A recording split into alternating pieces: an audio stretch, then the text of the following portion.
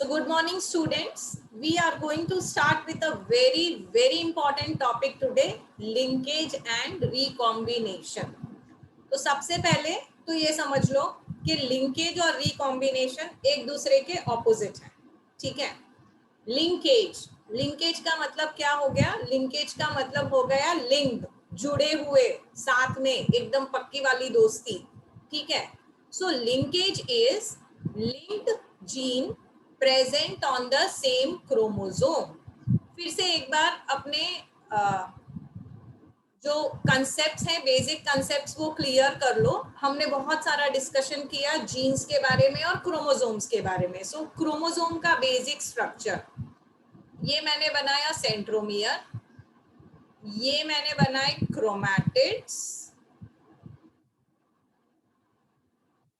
और ये पूरा बन गया क्रोमोसोम। क्रोमोसोम केमिकली कौन से मॉलिक्यूल का बना हुआ है? बताओ कौन से मॉलिक्यूल का बना हुआ है? बोलो,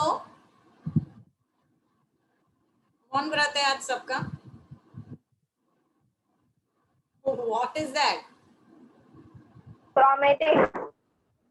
क्रोमोसोम बना हुआ है क्रोमैटिन को कंडेंस करके, लेकिन फिर भी मेरा आंसर नहीं आया अभी। मॉलिक्यूल कौन सा है? Is it starch, is it protein, is it DNA, is it RNA? किसका बना हुआ है मॉलिक्यूल? किसका बना हुआ है?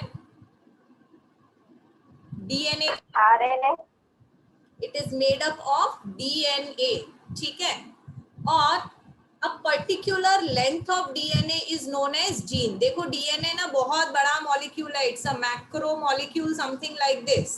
अब समझो a particular length of DNA which is coding for something specific. जैसे यहाँ से लेके यहाँ तक का जो डीएनए सीक्वेंस है वो कोड कर रहा है इंसुलिन के लिए। तो मैं बोलूंगी कि यहाँ से यहाँ तक इंसुलिन जीन है, ठीक है। तो जीन कहाँ पे प्रेजेंट है? Gene is nothing but a particular functional segment of DNA. तो वो प्रेजेंट तो क्रोमोसोम पे ही है, ठीक है। इतनी क्लैरिटी सबको आ गई? What is gene, what is DNA, what is chromosome, इतना सबको पता है?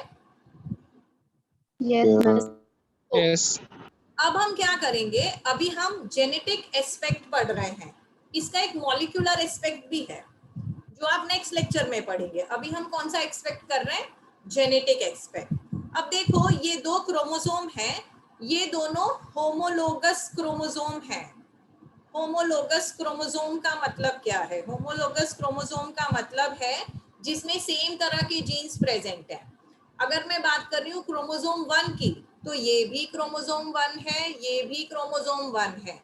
एक आया फादर से और एक आया मदर से। क्या बनाया मैंने सिंबल्स बनाए मेल और फीमेल के।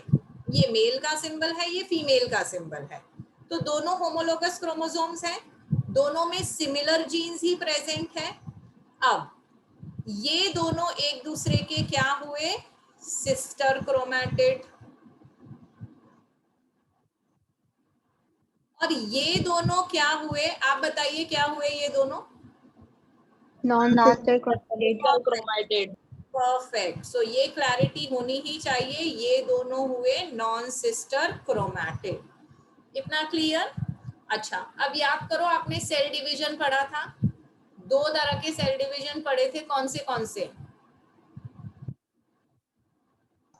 Meiosis and mitosis. Correct, mitosis और मियोसिस। सेक्सुअल रिप्रोडक्शन में कौन सा होगा? माइटोसिस। मैं कहाँ जाके डूब जाऊं कार्तिक? मियोसिस होगा। मियोसिस होगा। सेक्सुअल रिप्रोडक्शन में मियोसिस होगा, माइटोसिस एसेक्सुअल रिप्रोडक्शन में होता है। और ये मियोसिस में जो सबसे भयंकर वाला कांड है, सबसे भयंकर वाला इवेंट है, वो है क्रॉसिंग ओवर, जो कि हर सेक्सुअल रिप्रोडक्शन का बेस है। इसी की वजह से वेरिएशन आती है, ठीक है। तो अगर सेक्सुअल रिप्रोडक्शन है तो मियोसिस होगा ही होगा, मियोसिस हुआ तो क्रॉसिंग ओवर होगा ही होगा, और क्रॉसिंग ओवर हुआ तो वेरिएशन आएगी। इतना क्लियर? Yes. Yes. अब थोड़ा सा और समझते हैं कि क्रॉसिंग ओवर मतलब क्या, क्योंकि लिंकेज और क्रॉसिंग ओवर एक दूसरे से कनेक्टेड है। क्रॉसिंग ओवर में क्या होगा, देखो यही वाले डायग्राम में बता देती हूँ। क्रॉसिंग ओवर में there is a physical exchange of genes. ठीक है, मैं फिर से रिपीट कर रही हूँ, there is physical exchange of genes. अब एक काम करेंगे, मैं इस पे दो जीन्स बना देती हूँ। कौन से वाले दो जीन्स? तो मैंने क्या किया, मैंने दो क्रोमोसोम्स बनाए। कौन से वाले क्रोमोसोम्स बनाए? होमोलोगस वाले क्रोमोसोम्स बनाए। होमोलोगस वाले क्रोमोसोम्स में नॉन सिस्टर क्रोमैटिड्स पे मैंने दो जीन्स बनाए। कौन से? ये है जीन ए, ये है जीन बी। ऐसा ही जीन यहाँ भी प्रेजेंट होगा क्योंकि ये होमोलोगस क्रोमोसोम्स है। तो ये है जीन ए और ये है जीन बी। अब क्या होगा, नॉन सिस्टर क्रोमोसोम्स के बीच में क्रॉसिंग ओवर होगा। तो जब क्रॉसिंग ओवर होगा तब क्या होगा, देखो इसी डायग्राम में फिर से बता रही हूं मैं क्रॉसिंग ओवर कैसे होगा। ठीक है, तो क्रॉसिंग ओवर के वक्त क्या हुआ, जो दो सिस्टर क्रोमैटिड्स थे उनके बीच में फिजिकल एक्सचेंज हुआ। कैसे? ऐसे, ऐसे और ऐसे। ठीक है, अब पहले क्रॉसिंग ओवर हुआ, फिजिकल एक्सचेंज हुआ और अब ये सेपरेट हो गए। तो जब ये सेपरेट हो जाएंगे तब क्या होगा वो भी देखो। तो क्रॉसिंग ओवर हुआ, फिर ये सेपरेट हो गए। तो जब सेपरेट हो गए तब क्या हुआ, ये वापस यहाँ आ गया, ये वापस यहाँ आ गया। अब इसके ऊपर जो जीन्स थे वो एक्सचेंज हो गए। कैसे एक्सचेंज हो गए? यहाँ पे था कैपिटल ए और कैपिटल बी, उसकी जगह आ गया कैपिटल ए और स्मॉल बी, और यहाँ पे आ गया स्मॉल ए और कैपिटल बी। तो क्या हुआ, जब क्रॉसिंग ओवर हुआ तो जो जीन्स थे वो एक्सचेंज हो गए। इसकी टोपी उसके सर, उसकी टोपी इसके सर। तो पेरेंटल में जो कॉम्बिनेशन था वो कॉम्बिनेशन रिपीट नहीं हुआ, कुछ नया ही मिल गया। तो जो कुछ, क्योंकि पहले क्या था, पहले ऐसा था ए बी, अब क्या हो गया, अब ये हो गया, दिस इज न्यू कॉम्बिनेशन। तो क्योंकि न्यू कॉम्बिनेशन हुआ है, इसको हम क्या बोलेंगे, इसको हम बोलेंगे रिकॉम्बिनेशन। इतना समझ में आया? Yes, ma'am. तो जब Yes, ma'am. कॉम्बिनेशन हुआ तो जो जीन्स पहले साथ साथ में थे वो अलग अलग हो गए, पर कुछ जीन्स ऐसे थे जिनको अलग होना ही नहीं है। इनका जन्मों जन्मों का साथ है, एकदम पक्की दोस्ती है, इनको कोई अलग नहीं कर सकता। होती है ना ऐसी चीजें कुछ लाइफ में जिनको कोई अलग नहीं कर सकता। The combinations are so well knitted, कुछ भी हो जाए अलग ही नहीं होना। जैसे कि वेनिला आइसक्रीम और चॉकलेट सॉस है ना, एकदम पक्का वाला कॉम्बिनेशन, कोई अलग नहीं कर सकता इनको। और क्या हो सकता है, और गुजरात में क्या खाते हैं, ऊंधियो और जलेबी। तो कुछ भी हो जाए ये अलग नहीं होंगे, ये साथ साथ में ही जाएंगे। रिकॉम्बिनेशन हो, क्रॉसिंग ओवर हो, कुछ भी हो, ये जीन्स अलग नहीं होंगे।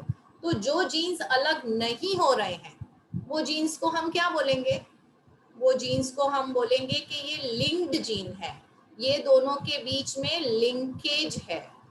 बेसिक कंसेप्ट क्लियर हो रहा है थोड़ा थोड़ा, what is linkage? Yes. Yes, ma'am. तो लिंकेज का मतलब है कि वो जो जीन्स हैं, those genes are linked, they can not be separated. अब ये जीन्स लिंक्ड हैं, क्यों? क्योंकि ये सेम क्रोमोसोम पे है, बल्कि मैं बोलूंगी सेम क्रोमैटिड पे है। तो क्या होगा, whenever linkage is present, after linkage and crossing over during packeting of meiosis 1। कहाँ से आया ये? मैंने आपको अभी बताया था कि मियोसिस होता है, मियोसिस में दो स्टेजेस होते हैं, मियोसिस 1 और मियोसिस 2। उसमें क्रॉसिंग ओवर होता है। क्रॉसिंग ओवर कब होता है? पैकेटिन में। और जब क्रॉसिंग ओवर हो गया तो क्या हुआ, तो सब इधर उधर उल्टा सीधा एक्सचेंज हो गया, नए कॉम्बिनेशंस मिले। तो आपको क्या मिले? रिकॉम्बिनेंट्स मिले। अब कितने रिकॉम्बिनेंट्स मिले ये डिपेंड करेगा कि आप कौन से जीन की बात कर रहे हैं। अगर लिंकेज बहुत स्ट्रॉन्ग है तो रिकॉम्बिनेंट्स की फ्रीक्वेंसी कम होगी।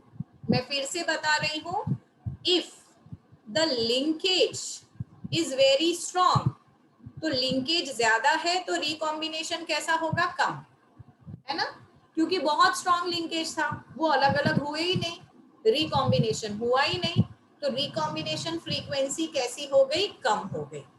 लेकिन अगर लिंकेज उतना अच्छा नहीं था, तो अगर लिंकेज इज लेस तो रिकॉम्बिनेशन फ्रीक्वेंसी कैसी होगी, मोर। इतना क्लियर है? Yes, ma'am. तो यहाँ पे देखो, यहाँ पे ऐसा बताया है कि रिकॉम्बिनेंट्स, अब पेरेंटल टाइप्स और रिकॉम्बिनेंट्स ये दोनों किस फ्रीक्वेंसी से मिले, 50-50%। मतलब ये वाला जो था ये भी 50% मिला, और ये वाला जो था ये भी 50% मिला। इसको हम बोलेंगे पेरेंटल टाइप्स और इसको हम बोलेंगे रिकॉम्बिनेंट टाइप्स। दोनों हमको आधे आधे मिले, इसका मतलब यहाँ पे तो रिकॉम्बिनेशन हुआ है, क्योंकि जब हमने, अच्छा ये तो मैं आपको थियरी समझा रही हूँ, प्रैक्टिकली कैसे करते हैं इसको, हम फ्रूट फ्लाइज लेंगे, उनके पेरेंटल कैरेक्टर्स देखेंगे, उनके बीच में क्रॉसिंग करेंगे और फिर देखेंगे कि F1 जनरेशन कैसा था, पेरेंटल टाइप था या कुछ नया ही मिल गया, कुछ रिकॉम्बिनेंट मिल गया, तो वहां जाके हम रिकॉम्बिनेंट फ्रीक्वेंसी काउंट करेंगे या तो फाइंड करेंगे। तो इन दिस केस रिकॉम्बिनेशन की फ्रीक्वेंसी मिली 50%, 50% पेरेंटल टाइप मिले, 50% रिकॉम्बिनेंट टाइप मिले। मैं एक एक एनसीईआरटी की लाइन भी आपको पढ़ के बताऊंगी। सो पहले हम वो एनसीईआरटी में क्या है वो पढ़ लेते हैं, और ये जो डायग्राम है ये एकदम भयंकर होपलेस डायग्राम है, ये भी समझेंगे, समझना पड़ेगा लेकिन इसको। अब एक काम करते हैं, टेक्स्ट बुक का एक एक सेंटेंस पढ़ के समझ लेते हैं कि टेक्स्ट बुक में क्या एक्सप्लेन किया है। देखो यहाँ क्या लिखा है, Morgan carried out several dihybrid crosses. Morgan ने क्या किया, डाइहाइब्रिड क्रॉसेस किए। टीएच मॉर्गन की बात हो रही है यहाँ पे, जिन्होंने लिंकेज और रिकॉम्बिनेशन समझाया था।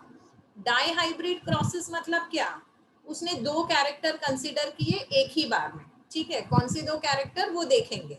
ऐसे ही डाइहाइब्रिड क्रॉसेस मेंडल ने भी किए थे, पर मेंडल ने किसके लिए किए थे, पी के लिए, और वो किसको रिफर कर रहे थे, जीन्स को। हम किसको रिफर कर रहे हैं, क्रोमोसोम्स को।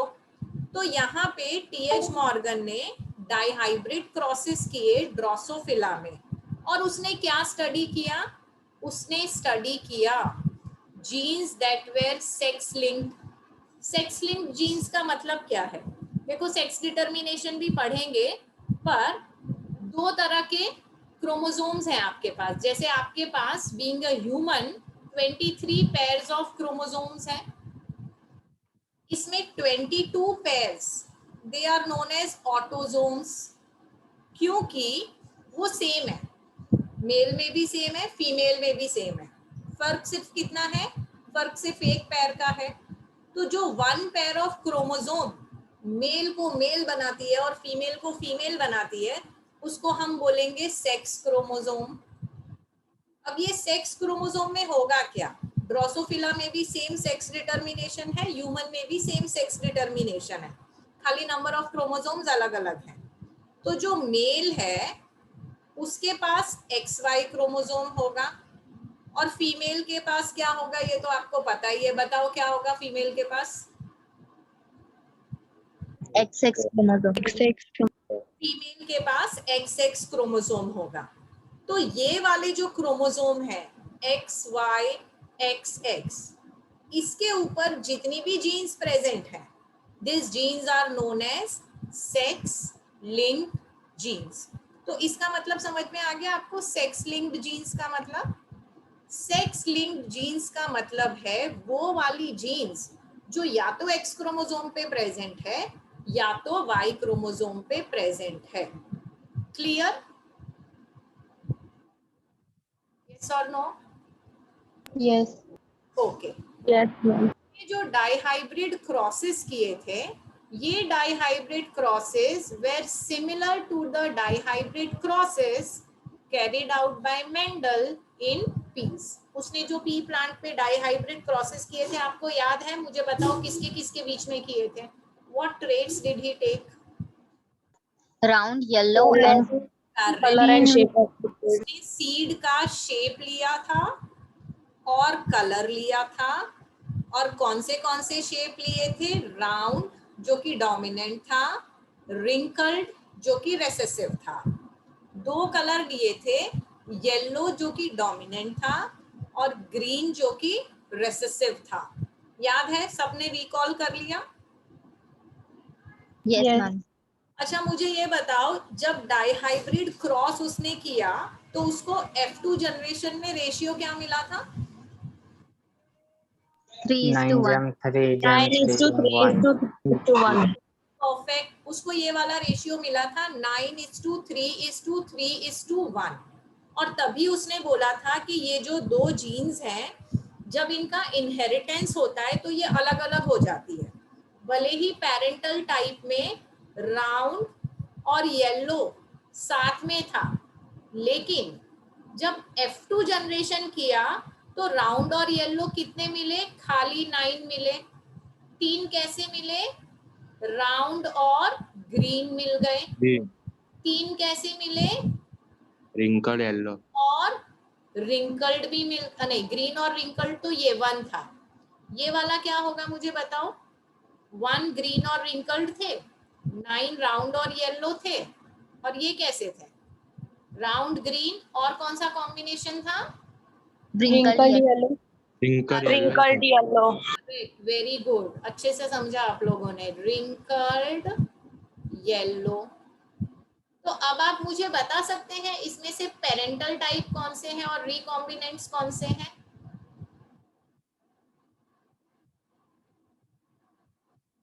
ये पेरेंटल है, राउंड येलो। रिंकल्ड ग्रीन भी पेरेंटल था, ये नया था। तो इसको मैं बोलूंगी रिकॉम्बिनेंट, और इसको भी मैं बोलूंगी रिकॉम्बिनेंट। ओके, अब हम सेम फंडा कट पेस्ट करेंगे ड्रोसोफिला पे।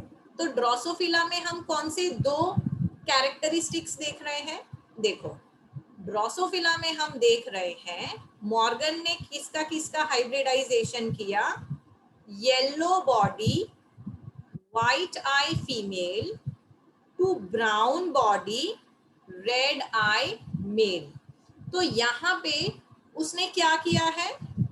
यहाँ पे ओके, सो यहाँ पे उसने कौन से दो कैरेक्टर्स ले लिए? यहाँ पे उसने कैरेक्टर लिया colour of the body and colour of the eye. कौन से दो कैरेक्टर लिए मुझे बताओ? Color of the body and color. ठीक है, अब कौन सी क्या चॉइसेस है हमारे पास बॉडी कलर में? तो बॉडी कलर दो तरह का हो सकता है, एक है येलो और दूसरा है ब्राउन।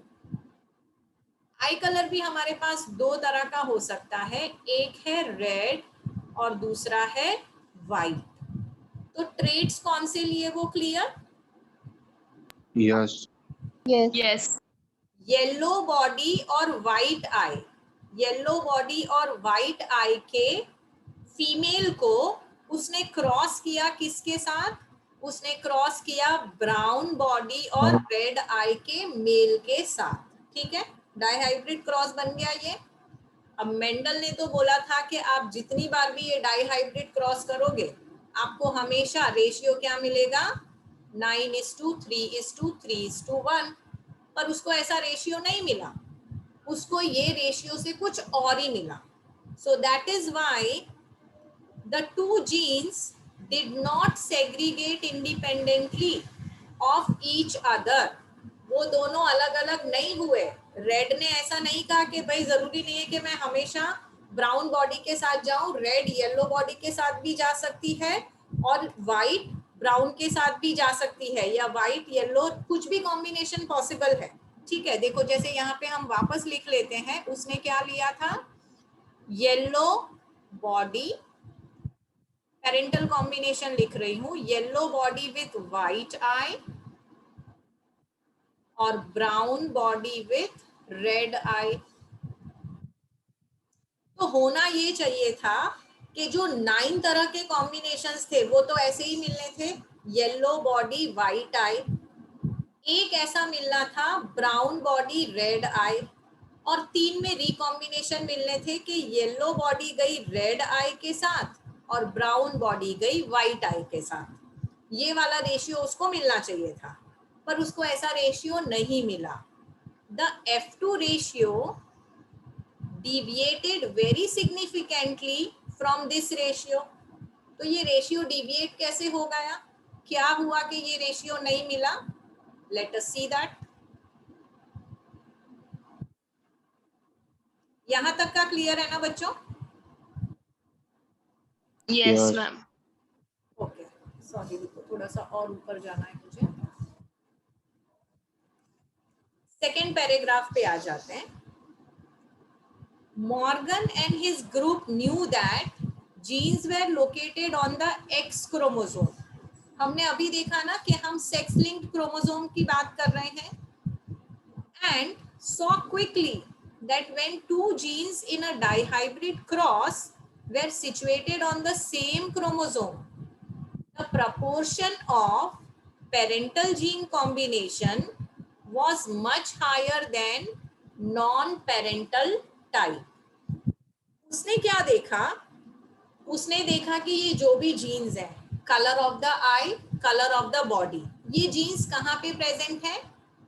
एक्स क्रोमोसोम पे प्रेजेंट है। जब हम हाइब्रिडाइजेशन करते हैं तो हमको 2 तरह के कॉम्बिनेशंस मिलते हैं। एक होता है पेरेंटल और एक होता है नॉन पेरेंटल, जो पेरेंट में प्रेजेंट नहीं था। आप नॉन पेरेंटल बोलो या रिकॉम्बिनेंट बोलो, it is one and the same thing, ठीक है।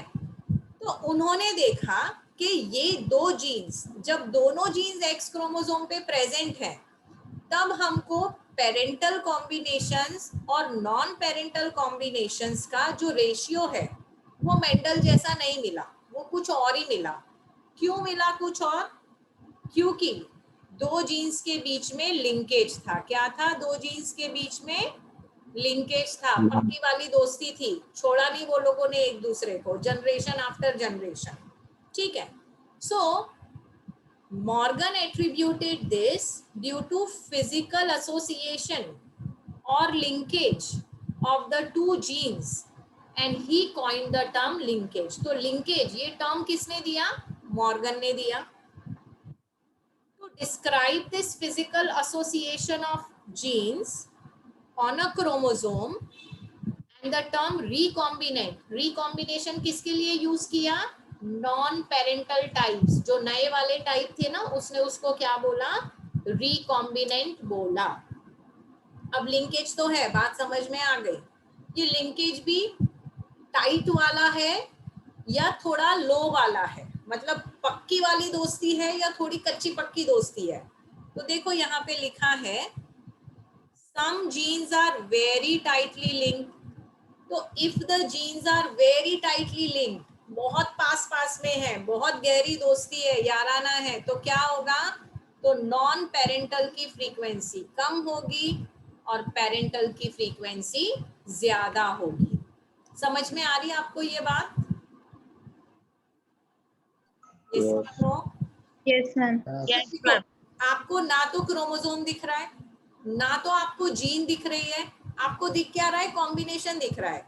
व्हाइट आई है कि रेड आई है, येलो बॉडी है या ब्राउन बॉडी है।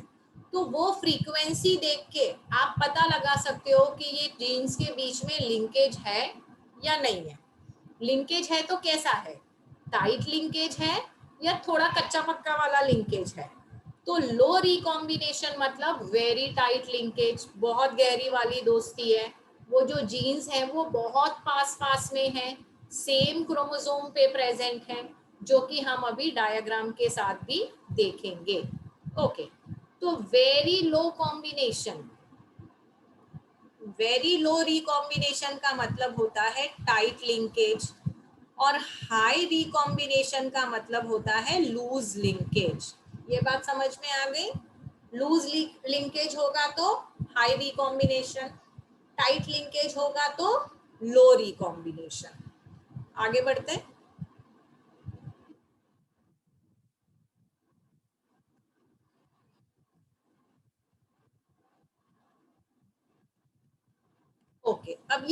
चीज हमने डायग्राम में पढ़नी है, फिगर 5.1 में, जो कि बहुत भयंकर है मेरे हिसाब से, देख लेते हैं। लेकिन यहाँ पे हमने क्या किया, 2 क्रॉस किए। कौन से 2 क्रॉस किए? क्रॉस ए और क्रॉस बी, ठीक है। तो 2 क्रॉस किए हमने, दोनों में कुछ ना कुछ तो हमको रिकॉम्बिनेंट्स और पेरेंटल फ्रीक्वेंसी मिली होगी। तो देखो क्या हुआ, he found genes white and yellow are very tightly linked. very tightly linked मतलब तुम कितने भी क्रॉस कर लो, जब भी F1 जनरेशन मिलेगा, F2 जनरेशन मिलेगा, F3 जनरेशन मिलेगा, उसमें व्हाइट हमेशा येलो के साथ जाएगा। तो व्हाइट और येलो साथ में गए, इसकी प्रोबेबिलिटी कितनी थी? Very high, more than 98%। और व्हाइट येलो के साथ ना जाके ब्राउन के साथ जाए, रिकॉम्बिनेंट्स बने, इसकी फ्रीक्वेंसी कितनी थी? देखो वेरी लो, 1.3%। खाली 1.3% ड्रोसोफिला में ऐसा हुआ कि व्हाइट ब्राउन के साथ गया। बाकी 99 पॉइंट कितना होगा? मुझे 100 में से 1.3 माइनस करके बताओ कितना होगा, कितना होगा? 98? 99.97. नहीं, तुम 2 डेसिमल में मत पहुंचो। आई थिंक 98.7 होगा।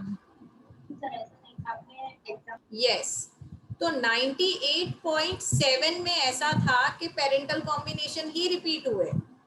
ये जो येलो बॉडी है वो व्हाइट आई के साथ ही दिखाई दी। तो ऐसा हुआ एक क्रॉस में। कौन से क्रॉस में? क्रॉस ए। अब इन्होंने क्या कर दिया, क्रॉस बी में इन्होंने कैरेक्टर्स ही चेंज कर दिए। अब हम बॉडी कलर और आई कलर की बात नहीं कर रहे हैं, अब हम किसकी बात कर रहे हैं? White and miniature wings.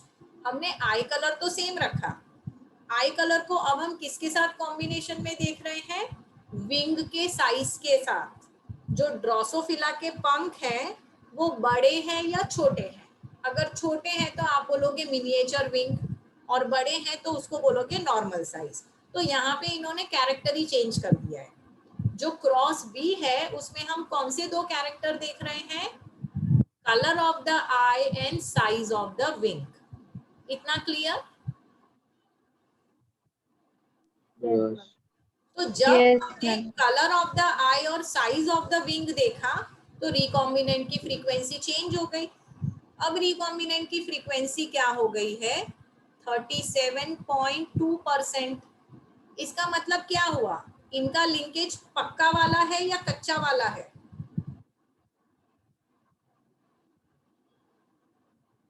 अच्छा। मेरा क्वेश्चन आपसे ये है कि अगर रिकॉम्बिनेंट की फ्रीक्वेंसी देखो कितनी सारी बढ़ गई, 1.3 से चली गई 37.2, तो आप लिंकेज के बारे में क्या बोलेंगे? टाइट लिंकेज है या लूज लिंकेज है? Lose. Very good, Loosely. Very good, perfect, it is loose linkage. ठीक है, जितना रिकॉम्बिनेंट हाई उतना लिंकेज लूज, जितना रिकॉम्बिनेंट लो उतना ही लिंकेज टाइट। ओके, चलो इतना क्लियर है। His student Alfred Sturvant used the frequency of recombination between gene pairs on the same chromosome। ये बहुत इंपॉर्टेंट है। तो आपने फ्रीक्वेंसी ऑफ रिकॉम्बिनेशन को पढ़ा और उससे क्या पता किया? उससे 2 जीन्स के बीच का डिस्टेंस पता किया। Distance between the 2 genes can be mapped. देखो सीधा सीधा हिसाब है, अगर ये वाली फ्रीक्वेंसी आई है मतलब वो जीन्स कैसी है? दूर दूर है। अगर ये वाली फ्रीक्वेंसी आई है तो वो जीन्स कैसी है? बहुत पास पास है। अब आप किसकी बात कर रहे हो? जीन्स के मैपिंग की बात कर रहे हो कि क्रोमोसोम में फलाना जीन कौन सी वाली पोजीशन पे है। So this is known as mapping of genes in genetic language. तो तब तो they were very ahead of time. उनको ये भी नहीं पता था कि भाई जीन्स डीएनए के बने हुए हैं, डीएनए का कॉन्फ़िगरेशन क्या है, पर उनको ये पता लग गया कि अच्छा ये वाले पास पास हैं, ये वाले दूर दूर हैं। तो रिकॉम्बिनेशन फ्रीक्वेंसी से आप क्या पता लगा सकते हो? Distance between the 2 genes. You can map the position of gene on chromosome. इतना clear? Yes, ma'am. Okay. So today, genetic maps are extensively used as a starting point in the sequencing of whole genome. ये next lecture की बात है, next chapter की बात है. In fact जब आप उसका मॉलिक्यूलर बायोलॉजी एस्पेक्ट पढ़ेंगे कि भाई ह्यूमन जीनोम में तो कितने क्रोमोसोम्स हैं, 46 क्रोमोसोम है. 46 क्रोमोसोम्स पे कितने सारे जीन होंगे.